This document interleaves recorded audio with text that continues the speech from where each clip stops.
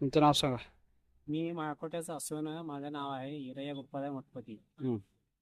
मला 10 वाजता 10:15 वाजता बोलवले होते. कोण? ते पोलीस सर म्हणून आहेत. हम्म. ते सर्कल साहेबांना शेताकडे पाठवतो म्हणून हम्म. मी येऊन बसलेलो आहे. आता 11:30 वाजत आले तरी पण कोणीच आले नाही. हा. नंबर घे. 9:15 वाजता इथं आलाय. तुमचं काय काम होतं? तहसीलदारला भेटायचं होतं तलाठीबद्दल. मग आतापर्यंत कोण अधिकारी आले का नाही इथं? तिथं कोणच नाही तिथे. क्लार्क बी नाही, ते तहसीलदार नाही, अपर नायब तहसीलदार कोणीच नाही तिथे. तुमचं नाव सांगा. नमस्कार, मी श्रीशैल कुंभार. आता मी इथं तहसील ऑफिसला आलो असता लोकांचा गर्दी दिसली. तर पाहिलं असतं तर 40-50 लोकांची गर्दी आहे.